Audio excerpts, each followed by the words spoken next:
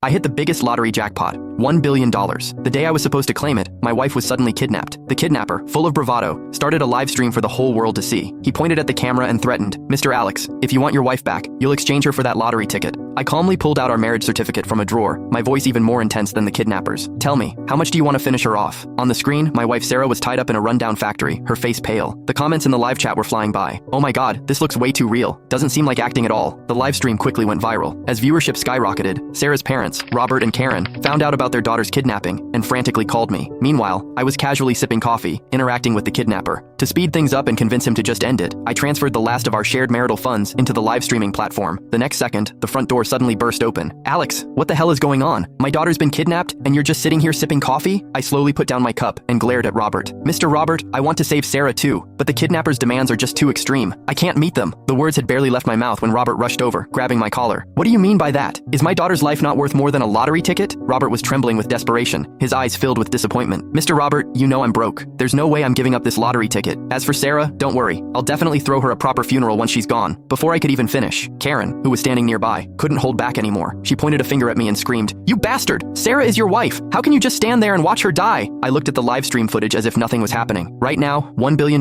is definitely more important to me than your daughter's life. Just then, in the live stream, Sarah yelled my name at the screen. "Alex, I'm pregnant. If you don't want 2 lives lost, hand over that lottery ticket now." At her words, the comments exploded again. "What? They're kidnapping a pregnant woman? That's absolutely sick. Ugh, this poor woman. It's been so long, and her husband still hasn't done anything." Exactly. Money can be earned back, but if you lose your life, you really lose everything. As the live stream comments kept flooding in, the kidnapper grew visibly excited. He held up his phone with one hand, while the other grabbed Sarah's hair and forced her to the ground. A heart-wrenching scream for help immediately echoed through the video. "Honey, save me!" Sarah struggled to lift her head, her gaze fixed on the screen, tears still glistening in her eyes. The live stream audience was horrified by the scene, frantically pulling out their phones to call the police. Karen, seeing her daughter's miserable state on screen, stumbled and nearly fainted beside me. "Alex, did you hear that? My daughter is pregnant!" I quirked an eyebrow. "So what if it's a kid? Once I claim my prize, countless women across the country will be lining up to have my babies." After a few more screams, the kidnapper's eyes were blazing red as he stared at the screen. "Mr. Alex, I'm giving you 1 hour to decide. Money or your wife and child." Mid-sentence, he suddenly grinned. "Oh,